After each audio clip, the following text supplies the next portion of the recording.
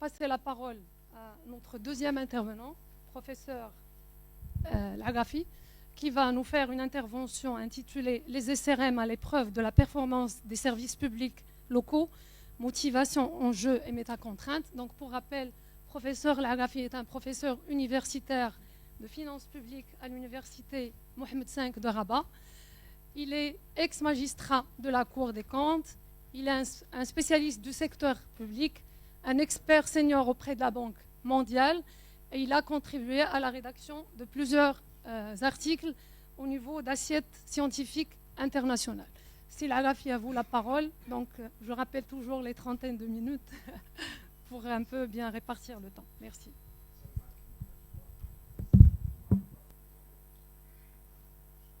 Honoré et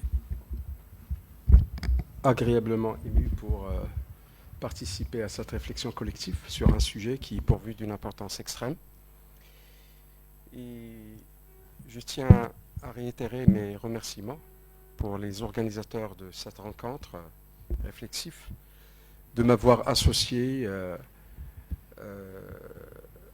à ce débat que je considère très très important, et parce qu'il touche un secteur très sensible.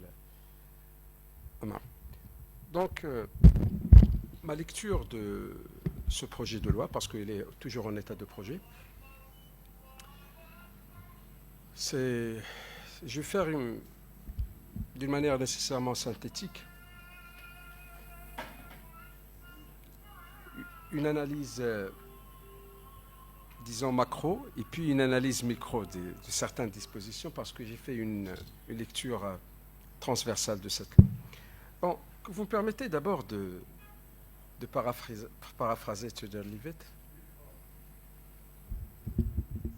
Ok. أنا رمزوطي قابلتي وغادي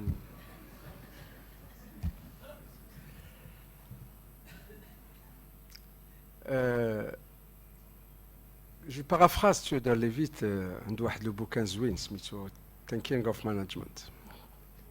Il n'y a pas plus important que de poser. Il a écrit un ouvrage à l'âge de 96 ans, en disant dans son introduction, il n'y a pas plus important que de poser des questions simples. Pourquoi on fait ça? Pourquoi de cette manière? Est-ce qu'il n'y a pas une autre solution? Et donc, en essayant de s'inspirer de cet aphorisme de ce grand monsieur, je me suis posé la même question. Est-ce qu'on est obligé de créer une société régionale, peu importe la dénomination, multiservice, dont le temps T? Qu'est-ce qu'il va y apporter? Ce sont des questions légitimes et simples. Ce faisant, je me suis dit que moi, je ne suis pas, sincèrement, je suis cismondien dans mon esprit, sans être keynésien à outrance. Je suis un libéral, mais avec un libéralisme modéré, qui prône pour une définition des rôles de l'État. Quand je dis l'État au sens générique, qu'est-ce qu'il doit faire l'État, qu'est-ce que doivent faire les autres? C'est la raison pour laquelle, au lieu de parler de privatisation, je parle de l'externalisation. Parce que la notion de service public, il reste toujours. Comme l'avait bien dit M. Kendi, dans sa définition qu'il a donnée sur les services publics, soit que vous gérez, soit que vous le contrôlez. Mais il reste un service public.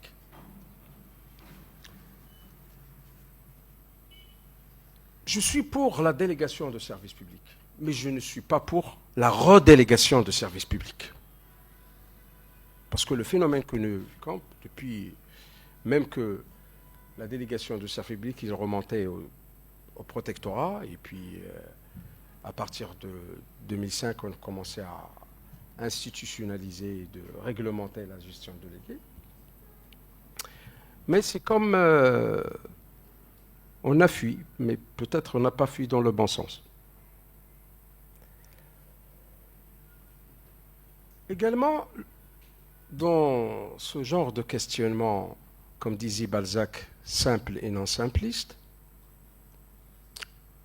je me suis dit, est-ce que le problème du secteur de l'eau, de l'électricité, de l'éclairage public aussi, parce que la loi, il parle aussi de l'éclairage public comme une possibilité, une piste de gestion. Je me suis dit, est-ce que le problème est dans le statut juridique ou dans la gouvernance? Et est-ce que vraiment, lorsqu'on va changer l'habillement ou l'enveloppement de l'institution, on va résoudre le problème? Donc, ce sont des questions pour lesquelles j'ai essayé de comprendre, moi aussi.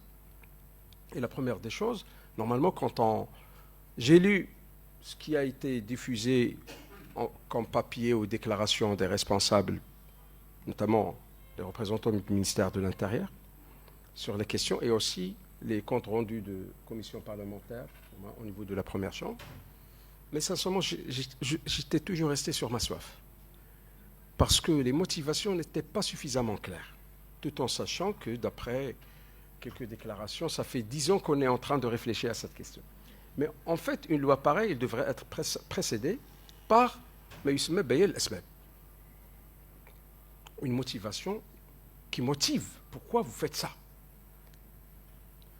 Seulement, je me suis dit, d'accord, il y a un décret de SGG qui oblige les départements dans les avant-projets, pas dans l'état de projet, de faire une consultation à travers le site de SGG afin de créer un débat, chose, je ne sais pas s'il a été fait ou pas, parce que moi j'ai découvert le texte.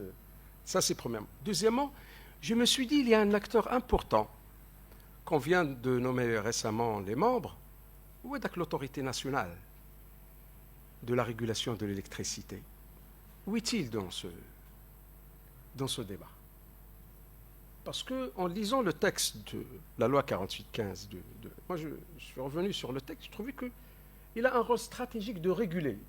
Et donc cette loi, à mon avis, aurait dû faire l'objet d'un avis de cette autorité s'il fonctionne.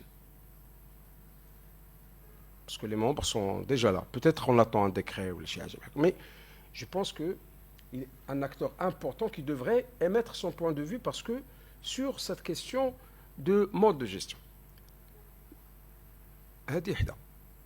Je suis toujours dans l'analyse contextuelle. Alors là, lorsqu'on veut gérer un service public, on le gère de différentes manières.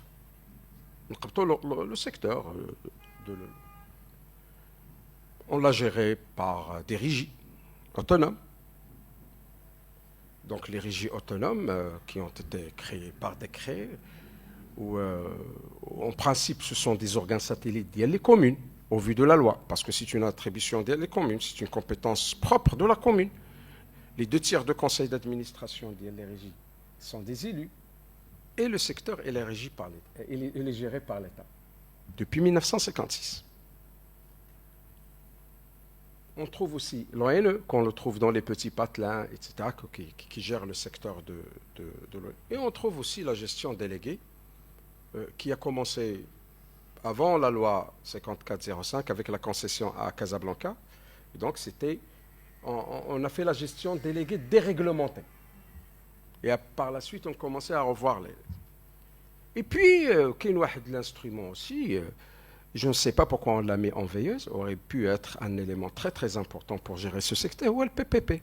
Parce qu'à partir de 2020, les collectivités territoriales, ils ont le droit de faire des contrats partenariat public-privé, ou qu'il y ait des modes que les lois sur les collectivités territoriales, qu'on a créées, ce qu'on appelle l'économie mixte, il existait depuis toujours. Ce n'est pas une nouveauté. D'abord, on a changé uniquement l'appellation. Pour les sociétés de développement régional ou la société de développement local ou la société de développement provincial, donc les SDL. Alors, je me suis dit toujours dans ces questions simples, pourquoi on n'a pas utilisé ces instruments et on a inventé un instrument inédit? Il y a besoin des instruments pour gérer le service public. Et on a dit, bon, on va laisser tout ça, ça ne marche pas, et on va créer une autre structure. L'IMANDESH, bon, c'est la loi qui va créer Ousminaha, société régionale multiservice, sachant que les compétences d'elle sont bien déterminées. Je ne sais pas pourquoi on a appelé multiservice, parce qu'il n'y a que l'eau et l'électricité et l'éclairage public. La loi était claire là-dessus. Pourquoi? Alors, le mot régional, وحتى في لي ديكلاراسيون كيربطوها بلا ريجوناليزاسيون افونسي كتعرفوا الموسم Et puis je me suis dit oui, la régionalisation avancée dans cette histoire, c'est une création de l'État, société régionale de développement. L'ENA, quand vous dites société régionale, vous pensez automatiquement qu'il s'agit d'une compétence de la région. Alors que ce n'est pas une compétence de la région. Les régions, d'après l'article, je pense, 183 de la loi sur les régions, c'est la loi 111-14, la loi organique. C'est une loi, ce n'est pas une loi organique. C'est une loi. Est-ce que ce qu'on a dans les compétences propres, l'élaboration des stratégies de l'économie de l'eau et des énergies, et de l'économie de l'énergie et des énergies renouvelables. Donc, ils ont une attribution de stratégie, pas un service de proximité. Donc, ils ne gèrent pas. Donc, ceux qui ont la compétence propre pour gérer le secteur de l'eau et de l'électricité et de l'éclairage public, ce sont les communes. D'accord. Et donc, peut-être, on a des hypothèses. Peut-être on n'a pas opté pour le mode des sociétés régionales, les SDL, sociétés de développement local, parce qu'il y a une contrainte. Vous voyez le pourcentage, même si c'est une société anonyme, mais il faut que le secteur public il s'accapare du capital, 51% au moins. Il se met le secteur public ou la commune, il doit. Je connais de l'investisseur, les radigi, il met son argent pour qu'il soit géré par le secteur public. L'expérience a démontré depuis 2009 jusqu'à l'heure actuelle, les seuls investisseurs, entre parenthèses, privés qui ont pu participer au SDL ou la SDR, soit les banques en tant que fonds d'investissement, soit les établissements, les entreprises publiques, les CDG, etc. Mais aucun opérateur privé n'a pu, et c'est normal, moi je comprends, parce que le capital, même que il y a tel flux, vous allez le gérer. De cette. Donc, et vous voulez, parce qu'on agit comme la loi, elle vise le secteur privé. L'article 5, il vise le secteur privé. Le secteur privé, les formules qui sont disponibles, vous ne pouvez pas l'attirer. Sachant qu'il y a une pesanteur financière importante. Pourquoi on a fait appel à Amandis à Tanger? Parce que quand on a fait le calcul de l'investissement, je me souviens de cette histoire, était 47 milliards, c'est le budget de la commune pendant 10 ans. Donc la seule chose, c'est de ramener quelqu'un avec un plan d'investissement, un contrat avec à concurrence de la durée d'amortissement de l'équipement, de l'investissement qu'il va faire, on dirait la gestion déléguée. Je pense que nous sommes dans la même logique. Aujourd'hui, on a quelques dispositions auxquelles il faut faire très très attention. Parce que le secteur de l'eau et de l'électricité, c'est un secteur très sensible, très stratégique. Est-ce que le qoloub ce n'est pas une fonction régalienne de l'État? Il peut être géré par le privé et contrôlé par l'État. Par cette loi, il maintient sa main mise sur le secteur. Parce que la société, c'est une création de l'État. Attention, c'est une société d'État. Sachant que celui qui a écrit la loi, il devait être régi par la législation, le contrôle financier 900. Mais de toute façon, c'est le statut. Bon, ça nous ramène, pour ne pas s'accaparer davantage de temps, mais je considère que le canton, presque un rôle, peut-être qu'il y a beaucoup de non-dits de cette loi. Mais une loi pareille, tu gérer la coque. Mais le normatisme pédagogique qui pèse, on analyse sur la base des éléments qui sont disponibles. Peut-être on n'a pas tous les éléments du puzzle pour pouvoir que toutes les parties prenantes, ceux qui réfléchissent, ceux qui conçoivent, ceux qui immersent le secteur qui a le travail ديالو. Mais peut-être en tant que professeur يمكن نهضر d'une manière abstraite. ولكن نتوما عارفين رجعوا للوا. La notion de la région qui est citée dans le contexte est ambivalente. S'agit-il seulement d'un espace géographique, parce qu'il y a la région uniquement un espace, dans le sens de la déconcentration, ou la région en tant que collectivité. Mais qui ben, parce qu'on la loi, la région ne peut être qu'un pourvoyeur de fonds, qu'un actionnaire. Le rôle d'Yala, faqat, n'est pas, sachant que le législateur a des compétences.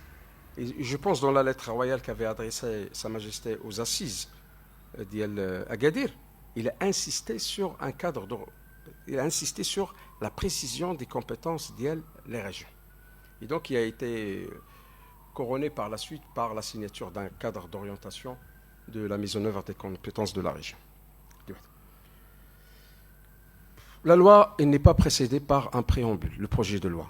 Parce que les préambules ou les motivations, ou les notes de présentation sont importants. Ils ne font pas partie de la loi, mais ils aident à comprendre la philosophie, asbab nuzul, à part les généralités. Surtout qu'il s'agit d'une réforme structurante. Je vois toute une tradition des acteurs qui sont en place, l'ONE ou les régies. Du jour au lendemain, vous allez métamorphoser toute l'architecture. Ce n'est pas quelque chose à avaler facilement. Donc, il faut préparer le terrain. Deuxièmement, d'après les expressions passées dans le passage d'un mode de gestion à un service à un autre,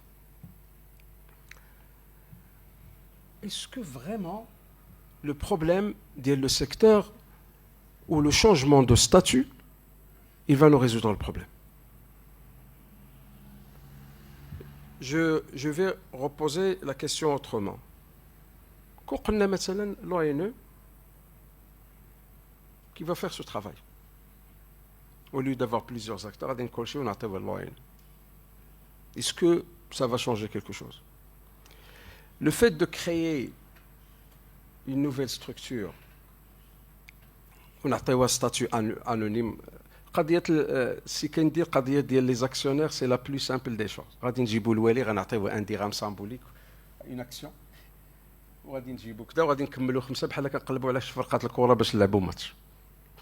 Mais le véritable acteur, le véritable acteur, est le délégataire. Mais ce serait uniquement une forme pour qu'on soit conforme à la loi sur les sociétés anonymes. وكاين واحد المشكل لان فاش غدير هذا ما عرفاش لانه واخا تعمل ان ديليغاتور في لا لوا سور لي سوسيتي انونيم راه خاص البريزيدون ديريكتور جينيرال يكون من لي زاكسيونير غالبا غيكون الولي. هذا الولي ne va pas être jugé parti. Il est actionnaire et en même temps il contrôle. C'est pas possible. Du point de vue gouvernance des entreprises, de gouvernance que prend le législateur, pour lequel prend le législateur les sociétés anonymes. Donc, peut-être le problème n'est pas dans le statut juridique du secteur, mais le problème est dans la gouvernance. Et donc, au lieu de se concentrer sur le statut, parce que le statut c'est uniquement l'enveloppement. Mais vous n'avez aucune garantie, si vous changez le statut, que vous allez réussir dans votre gouvernance. Parce que le problème, il est structurel au niveau de la gouvernance. Également, les régions, parce que d'après les déclarations officielles, la régionalisation avancée. Mais c'est la régionalisation avancée. C'est-à-dire que l'État, il transfère ses compétences vers les régions, en termes de décentralisation, pas de déconcentration. Donc les régions, ils commençaient à voir. Mais ما عندهمش شي دور هنايا من غير انهم des actionnaires في هذه la société. Ils vont les forcer à être actionnaires في هذه les sociétés sociétés régionales de multiservices. قضية أخرى أنا سميتها une loi dérogatoire. Il y a une petite loi, ما فيهاش بزاف les dispositions, mais j'ai décompté au moins واحد 4 ولا 5 المرات dérogation. نعطيكم مثلا عندك l'article 5 paragraphe 1 dérogation au principe de la concurrence en gestion déléguée. لأن غدا le délégataire هذا نعطيكم أنا le schéma comment j'ai pu l'anticiper. Aujourd'hui nous avons les opérateurs. Chose qui m'a attiré l'attention. Ouais, j'ai pas vu des réactions comme ça. Pourquoi vous avez réagi? Ça vous touche directement en termes statutaires, en termes d'avenir, en termes d'histoire, en termes de je connais la fidélité de tout un chacun par rapport à son métier, donc c'est très difficile qu'il adhère. Mais j'ai pas vu que les grandes sociétés qui gèrent aujourd'hui les futurs délégataires, les délégataires, ils n'ont pas réagi. Quand on ne réagit pas, ça signifie qu'on accepte. Ça signifie que la loi elle est profitable pour eux. Ok, ben, effectivement, quand on lit les dispositions, c'est une loi qui ils seront les futurs délégataires de la société. Alors, la loi sur la gestion déléguée, l'article 5, tu dis la concurrence. La loi dit la concurrence. C'est la société régionale qui va choisir.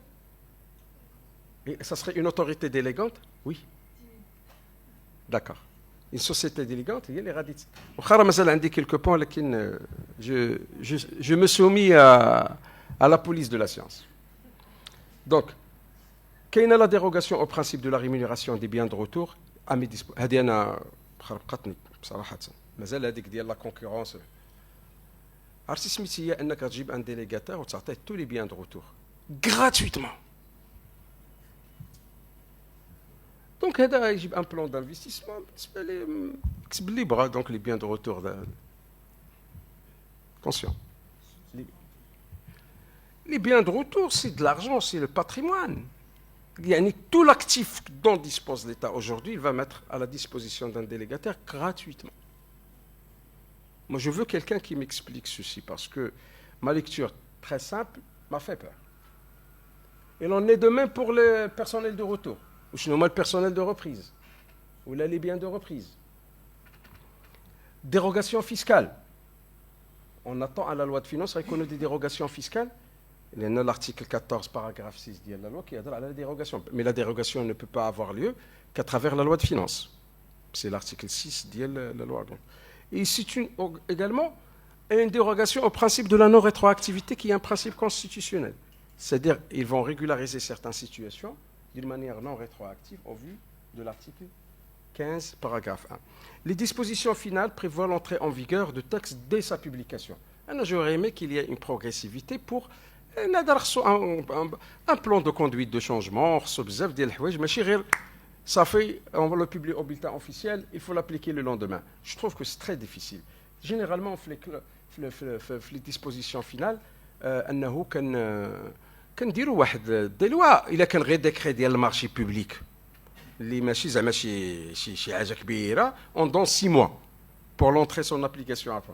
Alors un texte pareil on l'applique du jour au lendemain, je trouve que c'est un peu agressif. Aussi dans le même ordre d'idée, les dispositions finales devraient préciser l'abrogation des textes régissant déjà les organismes, les régies autonomes ou les non, chose qui n'est pas que j'ai pas lu dans le texte. Vous êtes créé par une loi. Il faut que cette loi, il abroge quelque chose qui s'appelle l'ONF. مسألة أخرى qui est هذا الشيء مع la stratégie nationale de la gestion des établissements publics parce qu'il y a toute une stratégie de refonte dans le secteur des entreprises également. L'objet d'une SM est strictement limitatif. Alors, on a 3 secteurs, donc je ne sais pas pourquoi on l'a appelé multiservice. Le projet prévoit certains textes d'application conséquents et qui conditionnent sa mise en œuvre. L'article 2, paragraphe et l'article 15. Il est souhaitable de prendre connaissance du moteur de ce texte chose que les parlementaires n'ont pas attiré l'attention là-dessus. J'ai lu le compte rendu, mais il faut qu'il y ait le verrou juridique. Quand il y a le décret, le décret est les dispositions de la loi. Je passe rapidement à quelques remarques spécifiques. L'article 2, paragraphe 1, les 5 actions, je pense que c'est une idée qui a été déjà soulevée, je ne vais pas m'attarder davantage. L'article 3, c'est l'article 3 ou la loi.